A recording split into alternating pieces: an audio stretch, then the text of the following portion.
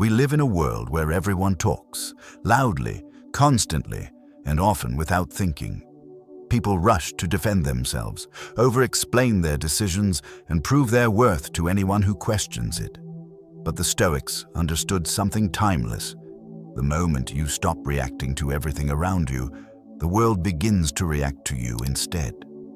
There is one shift, small, silent, but powerful, that can change the way people treat you almost instantly. It requires no confrontation, no dramatic speech, no revenge. Only discipline, only self-respect, only the courage to hold your ground without performing for anyone. Marcus Aurelius wrote, "Your power is in your control of yourself." And that control begins with a single decision: to value your peace more than you value being understood. Today, we'll explore the one discipline that recalibrates respect, rewires social dynamics, and restores your inner authority. Let's begin. 1. Silence makes them feel your absence. There is a moment in every relationship, romantic, social, or professional, when you begin to sense an imbalance. You speak, but they barely listen. You show care, but they barely notice. You make effort, but they treat it like background noise. And because you're human, your instinct is to push harder, to explain yourself, defend yourself, or talk your way into being respected. But here is the truth most people never realize. When you over-explain, you shrink. When you over-talk, you soften your position. When you chase understanding, you lose authority. Silence does the opposite. Silence restores weight to your presence. In a world where everyone reacts instantly, the person who pauses, who chooses quiet over chaos, creates a psychological shift. People suddenly notice your absence because they had taken your presence for granted. They feel the silence, they feel the space. And in that space, they begin to reflect in a way they never did when you were filling every gap with words. Epictetus warned about this dynamic centuries ago. If you want to improve, be content to be thought foolish and stupid. In modern terms, you don't need to correct anyone's perception. You don't need to defend yourself against every misunderstanding. Your silence is not surrender, it is self-respect. When you pull back your voice, people are forced to listen to their own. When you stop proving your worth, they are forced to evaluate theirs. When you stop giving instant access, they are forced to question why they expected it. And this is where the shift truly happens. Imagine a friend who constantly interrupts you. Normally, you'd laugh it off or politely push through.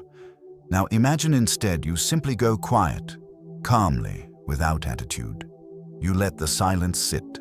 Suddenly, they feel it. Suddenly, they recognize their own rudeness. That's the mirror effect of silence. It reveals behavior without you having to call it out. Or think about someone who texts you only when it benefits them. When you stop replying instantly, not angrily, not passive-aggressively, just calmly, you remove the reward they were relying on. The dynamic changes. They feel the absence of the attention they once took for granted. Silence is a boundary disguised as stillness. It is a shield that requires no explanation. It is a message delivered without a single word. Most importantly, it is the first step towards shifting how people treat you. Because respect is not earned by noise, it is earned by self-possession. Today, try this. Choose one situation where you would normally defend yourself, clarify yourself, or justify yourself. Instead, stay silent. Not to punish, not to manipulate, but to reclaim the dignity you've been giving away. Let them feel the silence, let them feel the space, let them feel your absence, and watch how quickly their behavior begins to change. 2. Silence helps you hear the truth. Inside yourself. Most people fear silence because silence forces them to face something far more intimidating than the opinions of others, their own inner voice. We live in a world that rewards distraction, constant scrolling, constant stimulation, constant noise. Whenever we feel confused, hurt or insecure, we run to someone else for clarity. We ask friends for advice. We look for signs in text messages. We overthink every interaction. We try to outsource the truth. But the Stoics understood a deeper reality. The truth you're looking for is already inside you. You just can't hear it over your own noise. When you stop explaining yourself to others, when you stop debating every emotion, when you stop filling every uncomfortable moment with words, something powerful happens. The mind settles. And in that stillness, the truth begins to rise.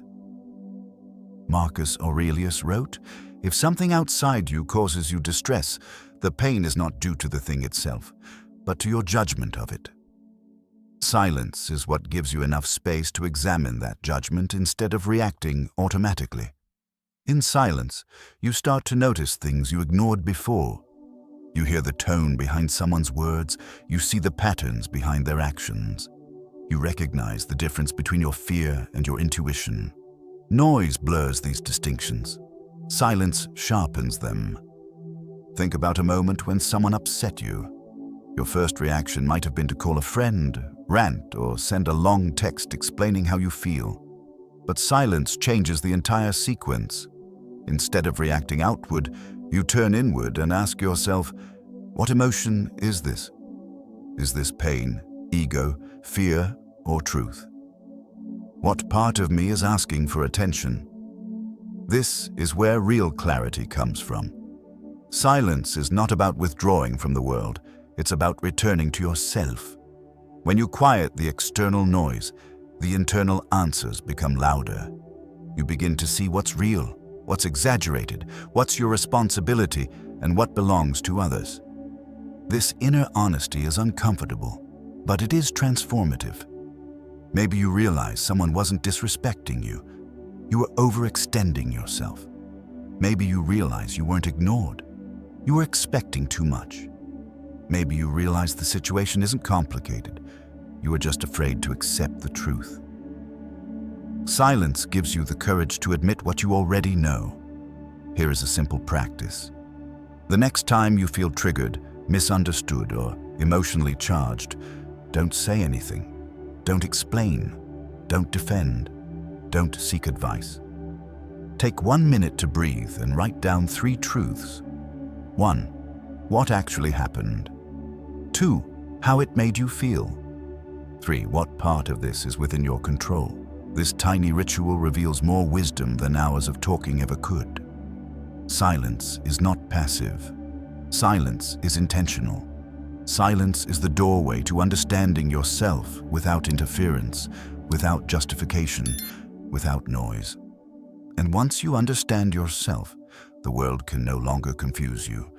Your reactions become precise. Your boundaries become firm. Your peace becomes non-negotiable. When you hear your own truth clearly, you stop living by the stories others place on you, and that is where freedom begins.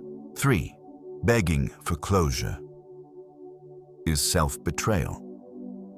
There is a specific kind of pain that feels heavier than heartbreak, the pain of wanting answers from someone who refuses to give them. You replay conversations, reread messages, imagine different endings. You tell yourself that if they would just explain why they changed, why they acted that way, why they left, then you could finally move on. But here is the truth that most people avoid because it hurts too much to face. Chasing closure from someone who hurt you is the moment you abandon yourself. You hand them power over your healing. You let their silence dictate your peace. You become dependent on the very person who created the wound. The Stoics warned against this trap long before modern psychology gave it a name. Epictetus said, "Do not explain your philosophy, embody it." In other words, stop waiting for someone else to bring you peace. Stop waiting for someone else to validate your experience. Stop believing that another person must give you permission to heal. Closure is something you create, not something you request. When someone avoids accountability, when they dodge honest conversation, when they disappear or send mixed signals, they're already giving you an answer, just not the one you want. Their avoidance is clarity. Their silence is the truth. Their lack of effort is the message. Silence, once again, becomes your teacher. When you stop demanding explanations, something shifts inside you. Instead of asking, "Why did they do this?" you begin to ask, "Why did I tolerate this?" Instead of asking, "Why won't they talk to me?" you ask, "Why do I need their words to feel whole?" Those questions hurt, but they are the questions that change you. This is where self-respect begins. People imagine closure as a final conversation, a perfect explanation, a neatly tied narrative. But real closure looks very different. It's you deciding that someone's inability to meet you honestly is enough reason to let go. It's you acknowledging the hurt without clinging to the person who caused it. It's you choosing truth over fantasy, dignity over attachment, peace over chaos. And you don't need their participation for that. Here's a powerful exercise. Write the message you desperately want to send. Pour everything into it. Your questions, your hurt, your desire for clarity. Then don't send it. Read it to yourself instead. You'll realize the message wasn't meant for them, it was meant for you. It's your mind trying to process what your heart refuses to accept. After that, take one action for yourself. Go for a walk. Clean your space. Delete the chat thread. Block the temptation to reopen the wound. Do something, anything that tells your nervous system, we are moving forward. This is how you reclaim power. When you stop chasing closure, you stop betraying yourself. You stop giving someone else authority over your healing. And slowly, with calm and dignity, you rise back into your own life. Stronger, clearer, and far less willing to tolerate emotional laziness from anyone. Remember this: closure doesn't come from their mouth. It comes from your decision, and that decision is always in your control. 4. Silence exposes the truth, their words. Try to hide people rarely reveal their true intentions through what they say. They reveal it through what they do when you stop speaking. Most of us are trained to take words at face value. He said he cares. She said she's trying. They said they didn't mean it. But the moment you go quiet, no arguments, no defending, no chasing, you begin to see something far more honest. Patterns. Words can be polished. Actions cannot. This is why silence is so powerful. It removes your contribution to the conversation and leaves their behavior standing alone. Without your explanations, your reminders, your prompts, your emotional labor. Who are they? What do they actually do? Do they step forward? Do they disappear? Do they get angry? Do they get defensive? Do they finally show consistency or confirm the inconsistency you've sensed all along? Ralph Waldo Emerson said, "What you do speaks so loudly that I cannot hear what you say." The Stoics lived by this long before he wrote it. They understood that judgment should come not from promises, but from repeated behavior, and silence gives you the cleanest lens to evaluate that behavior. Think about someone who apologizes beautifully, but never changes. As long as you keep responding, reminding, engaging, nothing shifts. But when you go quiet, their actions are exposed. They either rise to meet their words or their excuses fall apart. Or consider someone who claims to value you, yet only shows up when they need something. When you stop initiating, stop over-explaining, stop rescuing the conversation, their absence becomes painfully clear. Silence didn't create the truth. It simply revealed the truth that was already there. Silence is not manipulation. Silence is observation. It's you stepping back so the reality can step forward. Here's a simple method the Stoics would approve of. For 7 days, keep an observation log. 3 columns. 1. Event, something they said or did. 2. Reaction, how they responded to your silence or calmness. 3. Lesson, what their behavior tells you about their priorities. You will notice patterns you missed before. Some people become kinder and more attentive when you stop filling the space. They were just used to you always leading. Some people grow irritated or distant because they relied on your emotional effort to maintain the connection. Some disappear completely because you were the entire glue of the relationship. Silence reveals who is genuinely connected to you and who was simply benefiting from the noise. And once you see the truth, you can no longer unsee it. Here is the liberating part. You don't have to confront anyone, expose anyone, or argue with anyone. You simply watch, you take notes, you learn, and then you choose who deserves access to your energy. Silence is a filter. It removes the unworthy, strengthens the worthy, and clarifies everything in between. When you finally let actions speak louder than words, your relationships become clearer, cleaner, and grounded in reality, not illusions. Silence doesn't just expose others. It frees you. 5. Not explaining yourself is the highest form of confidence. One of the fastest ways to lose power in any relationship is to over-explain yourself. Every time you justify your choices, defend your feelings, or give long reasons for decisions that require no permission, you reinforce a dangerous message.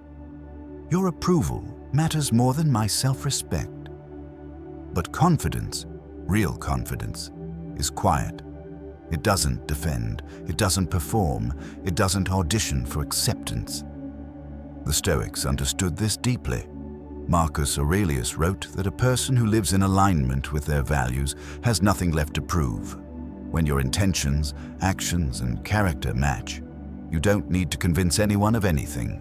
Your life becomes the explanation. So why do we over-explain? Because we fear being misunderstood. Because we want to be liked. Because we think clarity will protect us from judgment. But here's the truth. The wrong people will misunderstand you even if you write a 20-page essay, and the right people won't need more than a sentence. When you stop over-explaining, you reclaim the space inside yourself that was once filled with anxiety. And more importantly, you expose the motives of others. People who truly respect you will accept your boundaries even if they don't fully understand them. People who need control will push back, demand justification, or guilt-trip you into proving your reasons. That reaction tells you everything. Imagine someone asks why you don't want to attend an event. Your instinct might be to list 5 reasons so they don't think you're rude. But a grounded person simply says, "I won't be able to make it." That's it.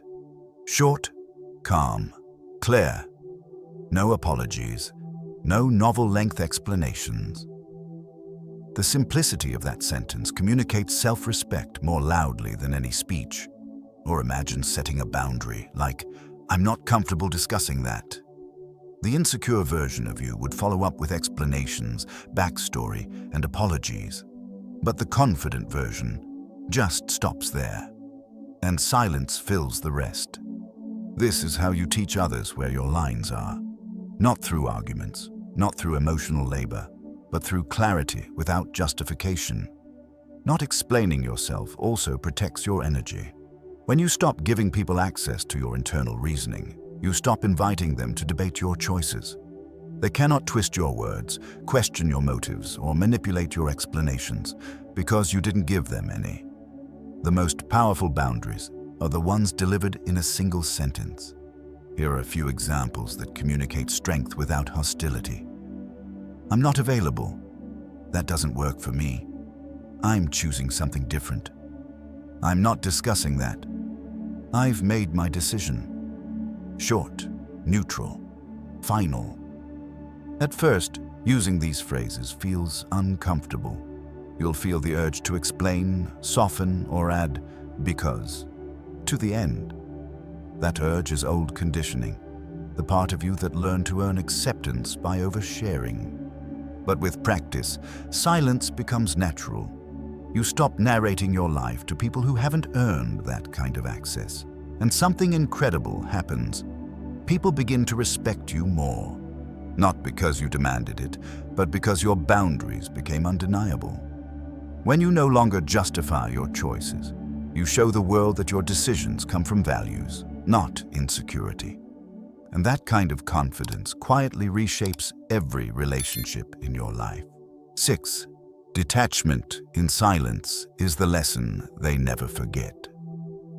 There is a kind of silence that doesn't punish, doesn't manipulate, and doesn't seek attention. It simply marks the end of your participation in chaos. It's the silence of detachment, calm, steady, and untangled. And when you practice it, people feel a shift they cannot ignore. Most people don't change when you complain. They don't change when you confront them repeatedly. They don't change when you explain how much they hurt you. They change, if they ever do, when your energy is no longer available. Detachment is not coldness. Detachment is clarity. It means you stop romanticizing potential. You stop negotiating with someone's patterns. You stop waiting for the better version of them to show up. The Stoics understood this deeply. Seneca wrote, "We suffer more in imagination than reality." And in relationships, most suffering comes from imagining who someone could be instead of accepting who they have already shown themselves to be. Silence gives you space to see this truth without the fog of emotion. Consider someone who keeps disappointing you, canceling plans, making promises they don't keep, showing interest only when it's convenient. As long as you react through arguing, pleading, or emotional explanations, you stay tied to their behavior. But the moment you become silent and detached, you break the emotional contract. You stop feeding the cycle. The power of detachment lies in 3 actions. No reaction. You no longer respond immediately to disrespect, inconsistency, or emotional baiting. Your lack of reaction removes the reward that kept the dysfunction going. No justification. You stop explaining why you're stepping back. Detachment doesn't require announcements. It doesn't require speeches. It just happens quietly and confidently. No check back. This is the hardest part. You stop circling back to see if they noticed, if they miss you, if they changed. True detachment means your peace no longer depends on their response. And here's the effect. People finally meet themselves. Without your emotional cushioning, they feel the full weight of their actions. Without your presence softening the impact, they realize what they've lost. Some will reflect, some will deny, some will wake up, some will disappear, but all of them will learn something, whether they admit it or not. Detachment teaches lessons that words never can. It teaches that your kindness was not weakness, it was access. It teaches that your presence was not guaranteed, it was earned. It teaches that your energy was not infinite, it was a privilege. And more importantly, it teaches you something powerful. You don't need closure, validation, or approval to move forward. You need self-respect. You need calm. You need boundaries that require no explanation. Here's a simple exercise to begin practicing this. Choose one person or situation that drains you. Don't react today. Don't overthink. Don't monitor their response. Just step back and observe how your silence changes the dynamic. You will be surprised by how quickly clarity arrives when noise fades. Detachment isn't about proving a point. It's about reclaiming your peace. And once you do, the world begins to respond to you differently. Not because you told them to, but because your energy silently demands it. 7. The 7-day ritual of disciplined silence. Transformation doesn't happen through theory. It happens through repetition, through the small, disciplined actions you practice day after day. Silence is no different. It becomes powerful only when it becomes a habit. When your default reaction shifts from defending yourself to observing yourself, from explaining everything to explaining nothing, from emotional reactivity to emotional mastery. This 7-day ritual is designed to reset your internal baseline, rebuild your self-respect, and train your nervous system to stop chasing validation. By the end of these 7 days, you won't just understand silence, you'll embody it. Day 1, Audit your noise. Write down 3 situations where you talk too much, defend too much, or react too quickly. Awareness is the doorway to change. When you see the patterns on paper, you'll realize most of your pain comes from over-participation, not from the situation itself. Day 2. Build your boundary sentences. Prepare 3 short sentences you can use without explanation. I'm not discussing that. That doesn't work for me. I'm not available. These sentences are small, but they create massive psychological shifts. They protect your peace without inviting debate. Day 3. The no-react window. For 24 hours, do not respond to anything that spikes your emotions. Not texts, not comments, not passive-aggressive remarks. This one day teaches you more about your triggers, habits, and emotional attachments than a month of talking ever could. Day 4. Observation log. Today, you watch people. You listen to tone, timing, patterns. You notice who checks in, who disappears, who respects your boundaries, who pushes against them. Silence becomes your microscope, revealing truths you missed when you were busy reacting. Day 5. Self-given closure. Write a letter you'll never send. Say everything. The hurt, the confusion, the hopes, the disappointments. Then close it. This is not about the other person. This is about ending emotional loops that keep you stuck. You don't need anyone's permission to move forward. Day 6. Energy recall. List 5 things or people you've given too much emotional energy to. Then choose one to pull back from. Not with drama, not with coldness, simply with less access. Silence is not punishment. It's recalibration. Day 7. The value oath. Write 1 sentence that defines the standard you now live by. Something that aligns with the Stoic way. Calm, clarity, dignity. A sentence like, I choose peace over reaction. I protect my energy, not my ego. My silence is self-respect. Repeat your oath each morning. Let it anchor you. By the end of these 7 days, something shifts quietly but permanently. You react less. You see more. You choose your words instead of wasting them. You hold your boundaries without defending them. And you stop giving emotional access to people who haven't earned it. Disciplined silence isn't emptiness. It's strength. It's intention. It's you reclaiming your life one quiet decision at a time. And this is the moment everything and everyone begins to treat you differently. Silence is not the absence of power. It is the expression of it. Through these 7 principles, you've seen how stepping back reveals truth, how not explaining protects your dignity, and how disciplined silence recalibrates every relationship in your life. The world responds differently when you stop giving away your energy, your attention, and your self-worth so easily. Respect grows. Clarity sharpens. Peace returns. But none of this works unless you practice it. Wisdom only becomes transformation when applied. So choose one idea from today's video, just one, and carry it into your life this week. Maybe it's the pause before reacting. Maybe it's the boundary sentence.